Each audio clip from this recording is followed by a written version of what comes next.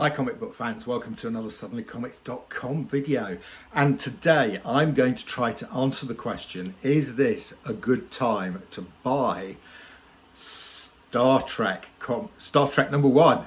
Okay, so we do have a couple of Star Trek projects coming from Paramount this year. In May we're getting a new television series, Star Trek Strange New Worlds, which is a prequel to the original Star Trek. So we're getting the maiden voyage of the Enterprise with Captain Pike and a very young looking Spock. So that's coming in May. There's also a new animated Star Trek called Prodigy for kids. I think going to be put on Nickelodeon. So a bit of stuff going on for Star Trek this year.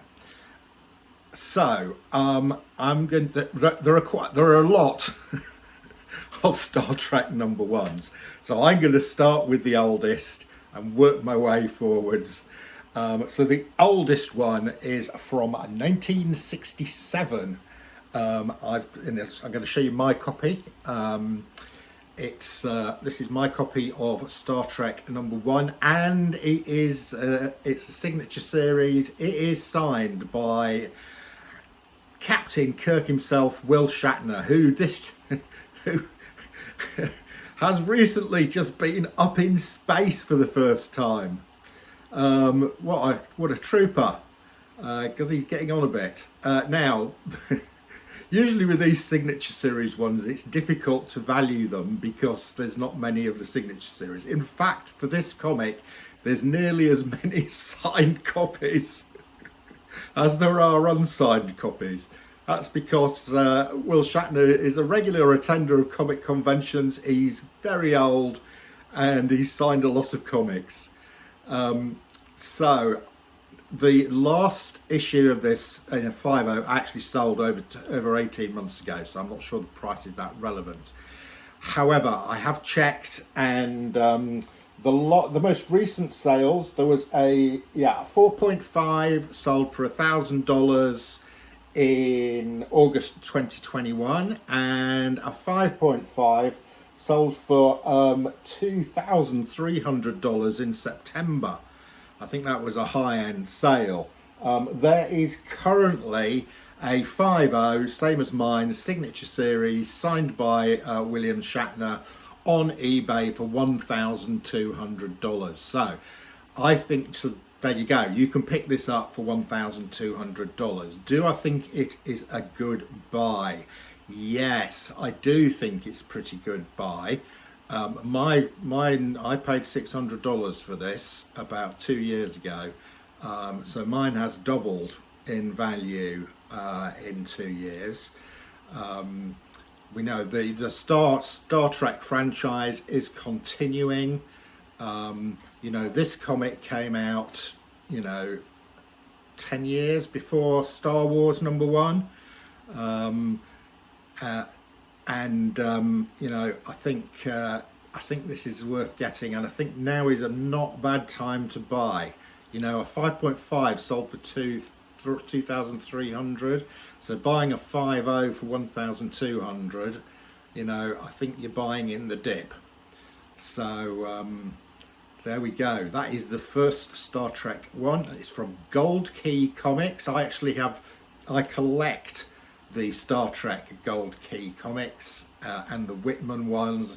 I think it went up to issue 61 just before the first movie came out, and the rights, Marvel bought the rights. So there we go. And a great comic. Now then, now the next number one, I think, is an absolute steal. I think this comic is hugely undervalued, and it is this one. It's the first Marvel Star Trek, and it was produced following the launch of the first movie. My copy is a lovely 9.8, and it is signed It's not signed by William Shatner.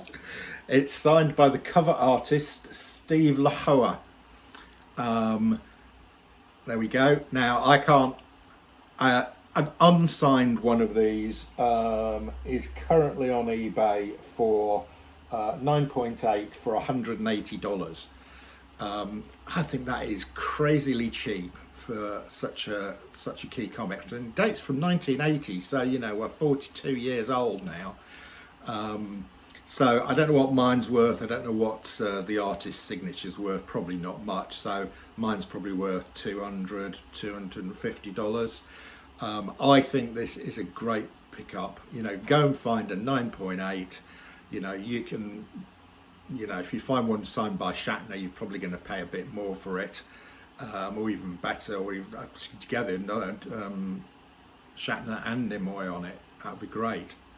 But I think this is a really cheap pickup for what it is. You know, this is only 3 years after Star Wars #1, and Star Wars #1 in a 9.8 is $5,500 now. So there we go. That's the second Star Wars #1. Okay, we're gonna go down in value rapidly here.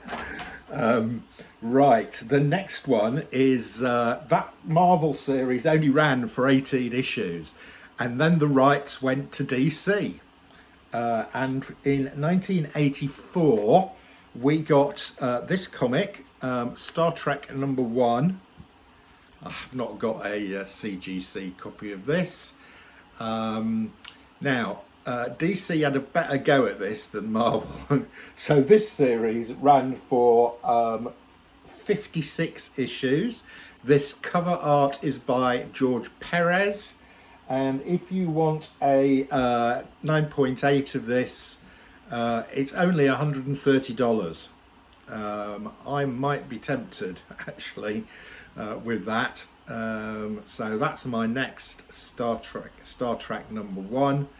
And now these are going to get really affordable. This is not an expensive to collect. Now, DC, that series I just talked about from DC, went up to issue 56. They then stopped it and did what these companies do, and they then started it again. So this is the second #1 Star Trek from DC. This is from October 1989, and this series actually ran for 80 issues. So there were 136 issues of Star Trek from DC. This one is really affordable. 9.8 of this is $90. Okay, right. What have we got next? Oh, I've actually got the annual Star Trek annual #1, it says here, from 1990. Right, now we're into cheap stuff. This, well, I haven't even looked at graded for this. You can go and buy a high grade raw of this for £5. Okay, but now virtually all of the rest of these I'm going to show you, you can buy. They're dollar bin comics. You can buy them for £5 or less. Next up, it's we're back with Marvel. It's Marvel and Paramount working together, and we've got a thing called Star Trek Unlimited from 1996. I mean, just look at that awful cover.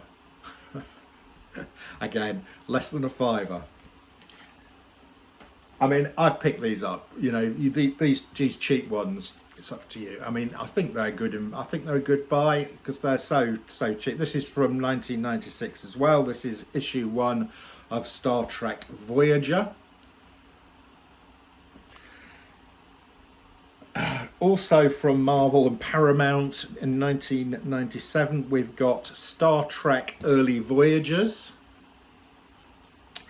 So this one may well be worth picking up because this is actually Captain Pike with a young Spock. So the new Paramount TV series, Brave New Worlds, is going to be about this, Star Trek's Early Voyagers. So actually this is, I would recommend buying this because it's dirt cheap. You know, you pay less than it's a dollar bin book, but I think that's worth picking up because it directly relates to the TV series that we're getting. Right, now got another one from Marvel and Paramount. This is Star Trek Operation Assimilation, and we've obviously got a story about the Borg. Right, I'm now moving to Malibu, believe it or not, and here we've got Star Trek Deep Space Nine #1. Actually, this is this is a signed edition, and it's signed. I feel sorry for this guy. It's signed by the artist Gordon Purcell, and my copy is 4,192 out of 10,000 he signed. 10,000! How long did it take him to sign 10,000 comics? It's not worth anything. He just, again, less than a fiver. Right, then we've got something. Now we've moved to IDW. Is there a comic publisher that has not published Star Trek? Okay, this is actually by John Byrne. I think this was a 5-issue mini-series by John Byrne from IDW, and it's called Star Trek Crew. Again, less than a fiver.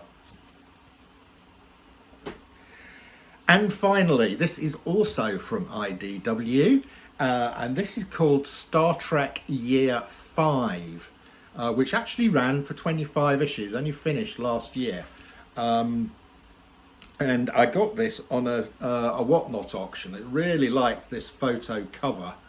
And this actually is it's a Diamond Retailer Summit variant. I can't find any of these on eBay to tell you what price you'd pay for this. I think I paid $20 for it on an eBay, on a Whatnot auction, because I just loved that photo cover. But it's rare. A Retail Summit variant. I don't know how many copies of these that have been produced. So there we go. So do I think this is a good time to buy Star Trek #1? Well, yes, I think it's worth buying that one that relates to the TV series, Star Trek Early Voyagers, because that's exactly what we're getting in the new TV series that's coming up from Paramount. I also think the other two that I would say worth picking up, actually three, I think these three are all worth picking up. You know, if you can get a 9.8 of that, what did I say, $130, I think that would be a good buy. I think I might look actually for a 9.8 of that to go with my, and this I think is criminally undervalued at about $180 for a 9.8. And even this one, you know, we're in a dip. There's one on eBay for $1,200, but a 5.5 sold in the peak for $2,300. That's quite a big gap, and I think this could bounce back. You know, for me, this is a blue chip comic, 1967, the first ever Star Trek comic. Great photo cover, and on the back we get a poster of a very young William Shatner as Captain Kirk. Okay guys, I hope you've enjoyed this video, a look back at my favourite science fiction series. I know a lot of people prefer Star Wars, but I'm a Star Trek guy. I watched the original TV series when it came out. I absolutely loved it, and Star Trek, the original series, I loved the Jean-Luc Picard stuff as well. Since then, not so much. A couple of the films have been good. Wrath of Khan was pretty good, and I quite liked the first Star Trek of the new film series as well. I thought that was pretty good. Okay, and I'm looking forward to getting a decent Star Trek television series in May. Let's cross our fingers. Enough said.